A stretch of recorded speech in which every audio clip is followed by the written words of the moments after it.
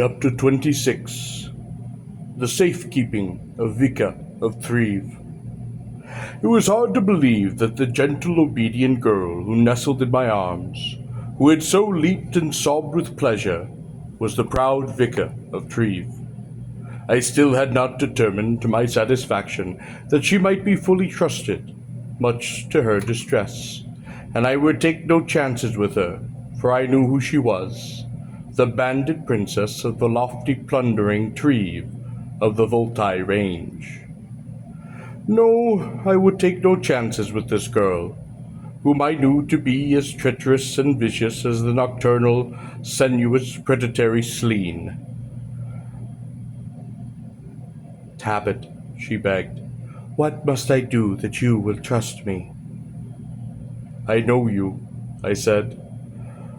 "Oh, dear Cabot," she said, "you do not know me." She shook her head sadly. I began to move the grill at one corner to allow us to drop to the floor beneath the vivarium chamber.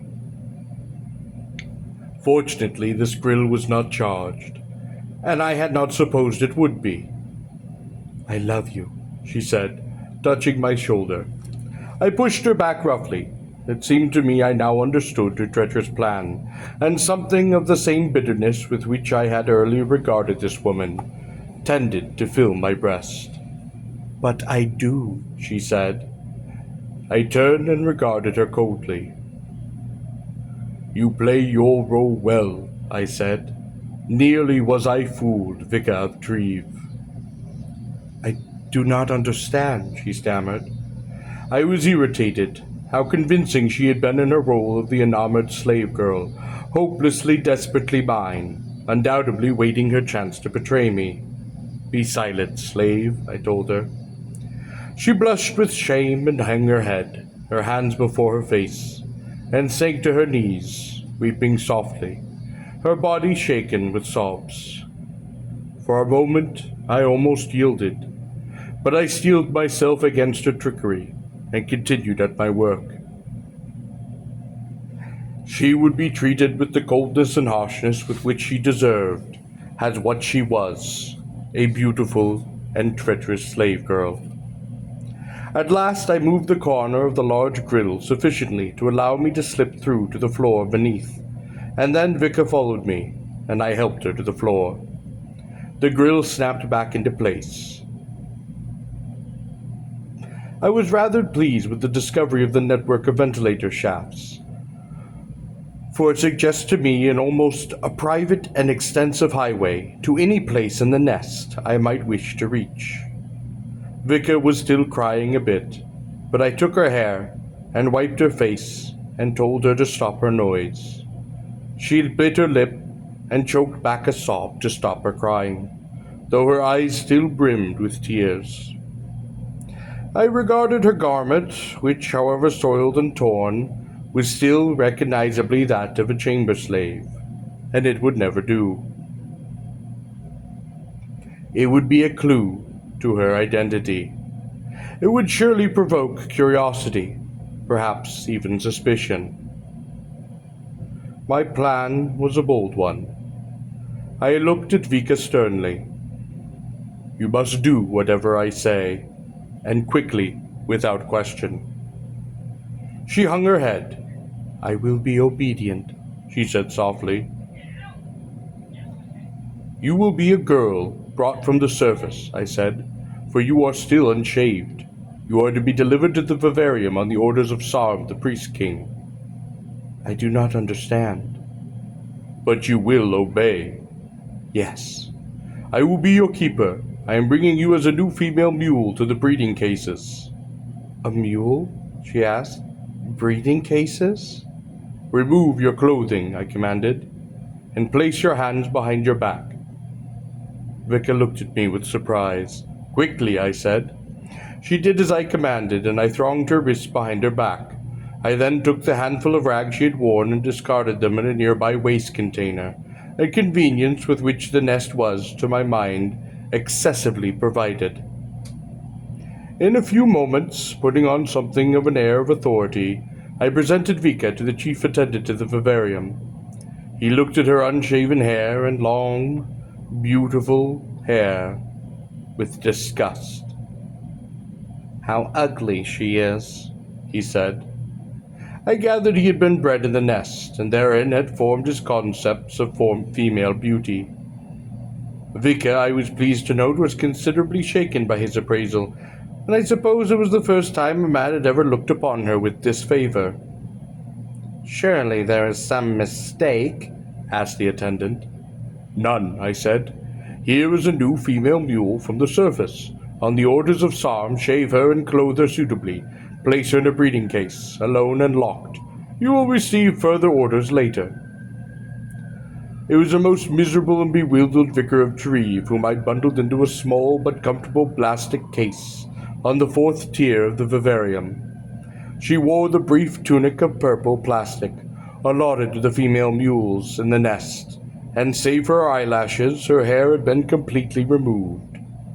She saw her reflection in the side of the plastic case, and screamed, throwing her hands before her face. In truth, she was not unattractive, and she had a well-shaped head. It must have been a great shock for Vika to see herself as she now was. She moaned, and leaned against the side of the case, her eyes closed. I took her briefly in my arms, and this seemed to surprise her. She looked up at me. "What have you done to me?" she whispered. I felt that I might tell her what I had done was prepared to save her life, at least for a time. But I had not say this to her. Rather, I looked sternly down into her eyes and said simply, "What I wish." "Of course," she said, looking away bitterly. "I am only a slave girl." When she looked up at me, there was no bitterness in her eyes, no reproach, only a question. "But how can I please my master?" she asked. "Like this?" "It pleases me," I said. She stepped back. "Ah, yes," she said. "I forgot. Your vengeance." She looked at me. "Earlier, I thought—" She did not finish her sentence. Her eyes clouded briefly with tears. "My master's clever," she said, straightening herself proudly. "He well knows how to punish a treacherous slave." She turned away. I heard her voice from over her shoulder. I could see her reflection on the side of the plastic case before which she stood. "Am I now to be abandoned? Or are you not yet done with me?" I would have responded, in spite of my better judgment, to reassure her of my intentions to free her as soon as practicable, and to tell her that I believed her greatest chance of safety lay in the anonymity of a specimen of the vivarium. But it would have been foolish to inform her, treacherous as she was, of my plans.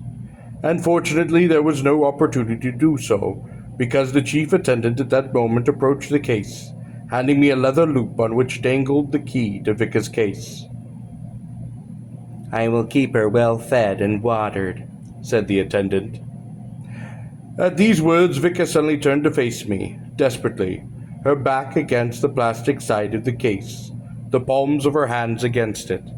"I beg of you, Cabot," she said, "please do not leave me here." "But it is here you will stay," I said. In my hand she saw the key to her case. She shook her head slowly, numbly. "No, Cabot, please." I had made my decision, and I was now in no mood to debate the matter with the slave girl, so I did not respond. "Cabot," she said, "what if my requests were on the lips of a woman of high caste, and of one of the high cities of Gor? Could you refuse it then?" "I do not understand," I said. She looked about herself at the plastic walls and shivered. Her eyes met mine. I could see that not only did she not wish to stay in this place, she was terrified to do so. Suddenly she fell upon her knees, her eyes filled with tears. She extended her hands to me.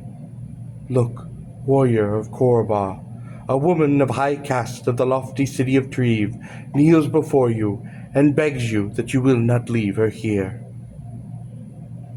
"I see at my feet only a slave girl. And then I added, and it is here that she will stay. No, no, said Vika. Her eye was fixed upon the key that dangled from the leather loop in my hand. Please, she said. I have made my decision, I spoke, and Vika fell to her hands and slumped to the floor moaning, unable to stand. She is actually quite beautiful, said the attendant appraisingly. Vika looked at him dully as though she had not comprehended what he had said. Yes, I said, she is quite beautiful. It is amazing how proper clothing and a removal of the thread-like growths improve a female mule, observed the attendant. Yes, I agreed. It is truly amazing. Vika lowered her head to the floor again and moaned. Is there another key? I asked the attendant. No. What if I should lose this one? The plastic of the case, said the attendant, is cage plastic, and the lock is a cage lock, so it would be better not to lose it. But if I should, I said.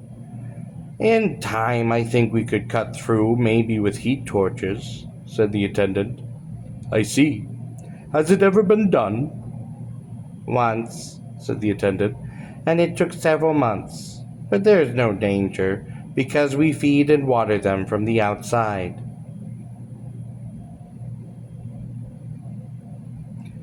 Very well, I said. Besides, said the attendant, a key is never lost. Nothing in the nest is ever lost. He laughed. Not even a mule.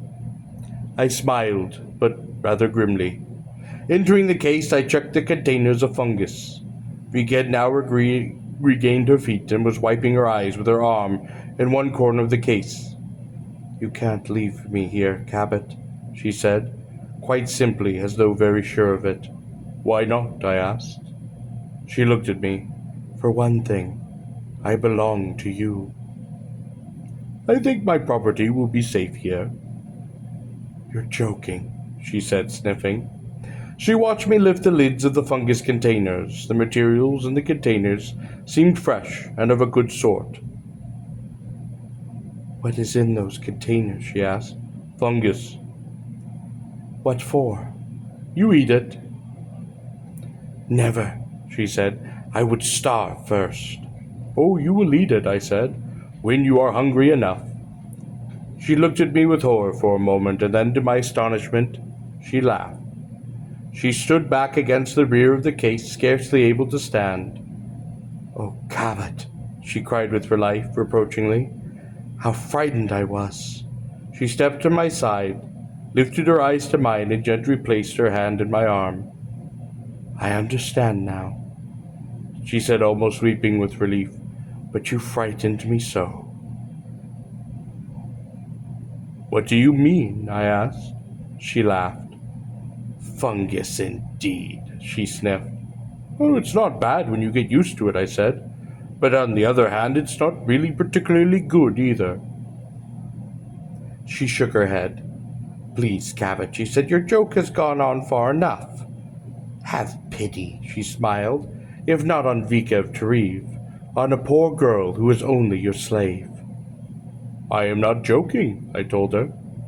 But she did not believe me. I checked the tub of mule pellets and the inverted jar of water. We do not have the luxuries in the nest that you had in your chamber, but I think you will manage quite well. Cabot, she laughed. Please. I turned to the attendant. She used to have double a salt ration each evening, I told him. Very well, he said. You will explain to her the washing? Of course, and the exercise. Exercises, I asked. Of course, he said. It's important to exercise in confinement. Of course, I admitted. Vika came up behind me and placed her arms around me. She kissed me on the back of the neck and laughed softly. You have had your joke, Cabot. Now let us leave this place, for I do not like it. There was no scarlet moss in the case, but there was a straw mat upon one side. It was better than the one she had in her own chamber. I looked about the case, and it seemed that everything, considering the circumstances, was quite comfortable. I stepped to the door, and Vika, holding my arm, smiling and looking up into my eyes, accompanied me. At the door I stopped, and as she made as if to pass, I put my hand upon her arm and stopped her. "No, you are remaining here." "You are joking." "No, I am not." "Yes, you are." She laughed, clinging ever more tightly to my arm. "Release my arm." "You cannot seriously mean to leave me here," she said, shaking her head. "No, you can't. You simply can't leave me here. Not Vika of Treve." She laughed and looked up at me. "I simply will not permit it." I looked at her. The smile fled from her eyes, and the laugh died in her lovely throat. "You will not permit it?" I asked. My voice was the voice of her Gorean master. She removed her hand from my arm and stepped back, trembling, her eyes frightened. The color had drained from her face. I did not think of what I was saying." Terrified, she, as the expression is, knelt to the whip, assuming the position of the slave girl who is to be punished. Her wrists crossed beneath her as though bound, and her head touched the floor, leaving the bow of her back exposed. "I have no wish at this time to punish you," I said. Bewildered, she lifted her head. There were tears in her eyes. "Beat me if you wish," she begged, "but please, please take me with you." "I told you, my decision has been made." "But you could change your decision, Master," she said, wheedling. "For me."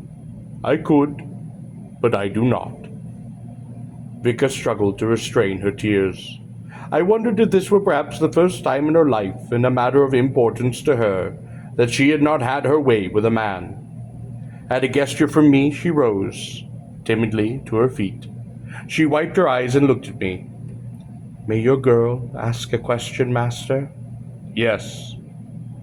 "Why must I stay here?" "Because I do not yet trust you," I said. She reacted as if struck, and tears welled within her eyes. I could not understand why this assertion of mine should have troubled one of Vika's proud and treacherous nature, but she seemed somehow more hurt than if I had ministered to her when she had knelt the blows of the slave whip or the lashing of a sword belt. I looked upon her. She stood, very much alone, in the center of that smooth plastic case, numb, not moving. There were tears within her eyes. I was forced to remind myself in no uncertain terms of the cleverness of this consummate actress, and how so many men had weakened to her insidious banishments. Yet I knew that I would not weaken, though I was sorely tempted to believe that she might be trusted, that the feelings she expressed were truly those that she had felt. "Is this," I asked, "how you chained men to your slave ring?" "Oh, Cabot," she moaned. "Cabot." Saying nothing, I stepped further outside. She shook her head slowly and numbly looked about herself disbelievingly, at the mat, the jar of water, and the canisters along the wall. I reached up to slide the plastic door downward. This gesture seemed to shake Vika of her entire frame, and suddenly trembling with all the panic of a beautiful, trapped animal. "No," she cried. "Please, Master." She rushed across the case and into my arms.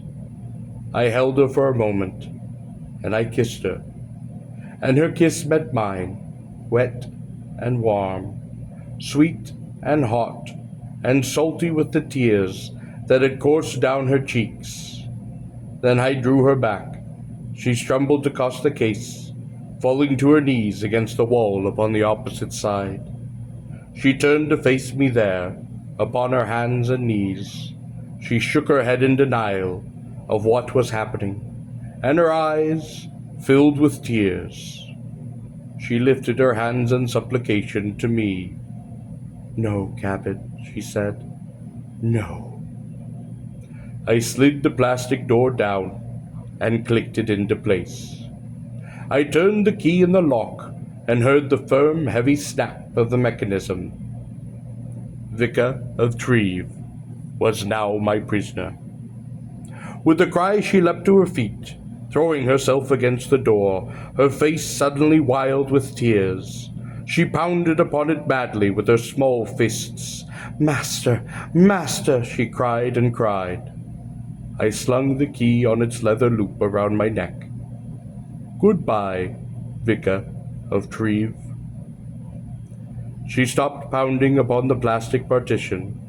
She stared out at me, her face stained with tears, her hands pressed against the plastic. To my amazement, she then smiled, wiped back a tear, and shook her head as though to throw the hair from her eyes. She smiled at the foolishness of the gesture and looked out to me. "You are truly leaving," she said. I could hear her voice through the vent holes in the plastic. It did not sound much different. "Yes," I said. "I knew before," she said, "that I was truly your slave, but I did not know till now that you were truly my master." She looked up at me through the plastic, shaken. "It is a strange feeling," she said, "to know that someone truly is your master. To know that not only has he the right to do with you as he pleases, but that he will, and that your will is nothing to him. That it is your will, and not his, that must bend. That you are hopeless, and must and will do what he says. That you must obey." It made me a bit sad to hear Vika recount the woes of the female slavery. Then, to my astonishment, she smiled at me. "It is good to belong to you, Tarl Cabot." She spoke softly. "I love belonging to you." "I do not understand," I said. "I am a woman," she said. "You are a man. You are stronger than I am, and I am yours. This you knew, and now I have learned it too." I was puzzled. Vika dropped her head. "Every woman in her heart," said Vika, "desires to wear the chains of a man." This seemed to me quite doubtful, but she looked up at me and she smiled. "Of course, we would like to choose the man." This seemed to me only a bit less doubtful. "I would choose you, Cabot."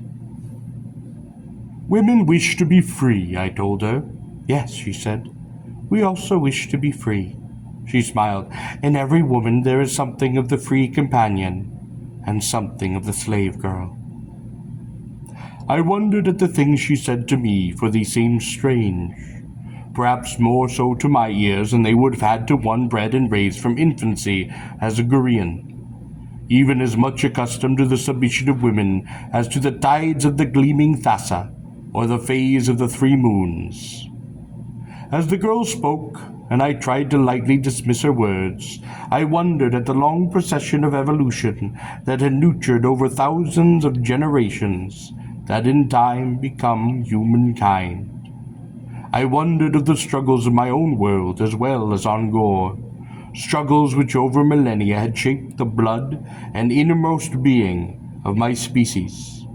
Perhaps conflicts over tunnels and cliffs to be fought with the savage cave bear, long, dangerous weeks spent hunting the same game as that saber-toothed tiger. Perhaps years spent protecting one's mate and brood from the depredations of carnivore and the raids of one's own fellow man. As I thought of our primeval ancestor, standing in the mouth of his cave, one hand gripping a chipped stone, perhaps the other a torch, his mate behind him, and his young children in the mosses at the back of the cave, I wondered at the genetic gifts that would ensure the survival of man in so hostile a world. I wondered if among them would not be the strength and the aggressiveness and the swiftness of eye and hand, and the courage of the male. On the part of the woman, what?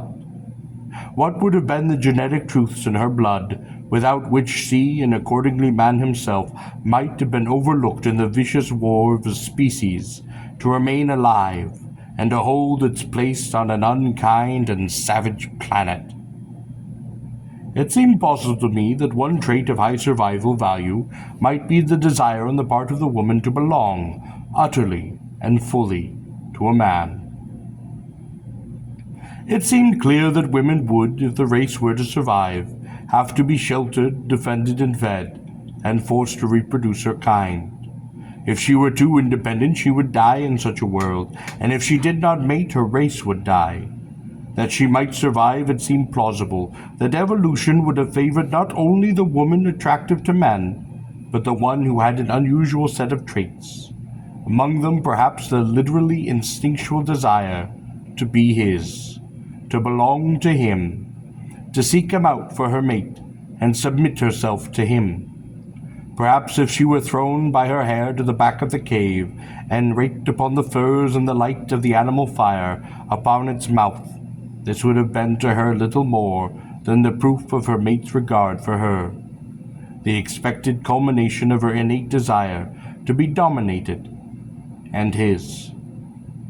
I smiled to myself as I thought of the small things on my own world, which at such a remoteness perhaps reenacted the ancient ceremony of the caves, the carrying of the bride over the threshold, perhaps as a prisoner, the tiny wedding bands, perhaps a small reminder of those primitive thongs that bound the wrists of their first bride, perhaps later the golden manacles fastened upon the wrists of the daughters of kings, captive maidens led in triumph through the cheering streets to the bondage of slave girls.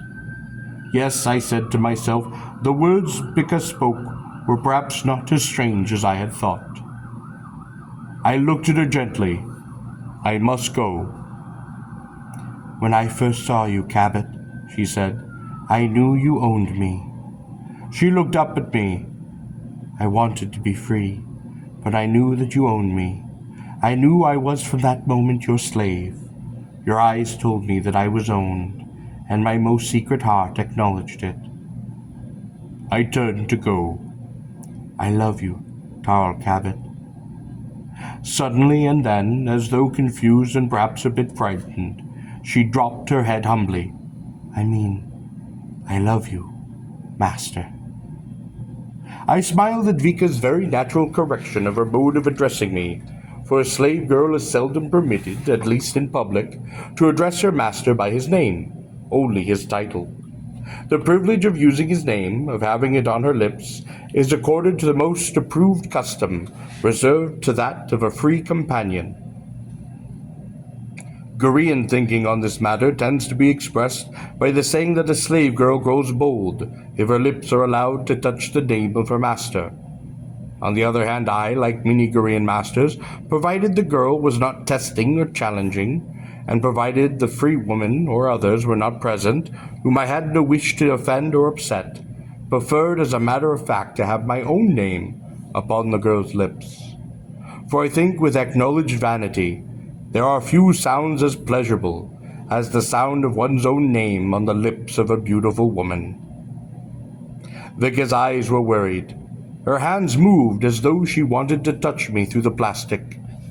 May I ask, she inquired, where my master goes?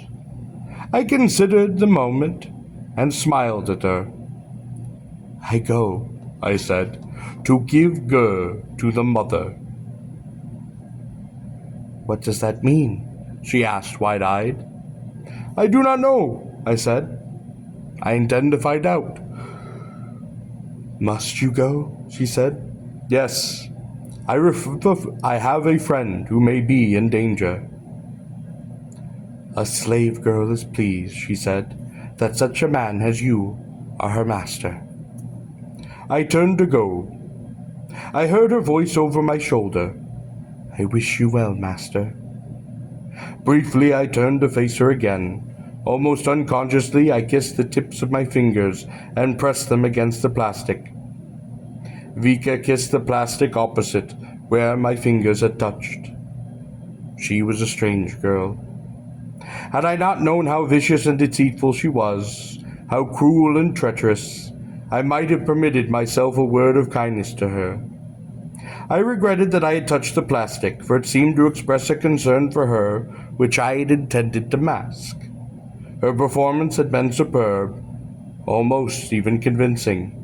She had almost led me to believe that she cared. Yes, I said, Vika of Treve, slave girl, you play your part well. No, she said. No, master, I love you. Angered at how nearly I had been deceived, I laughed at her.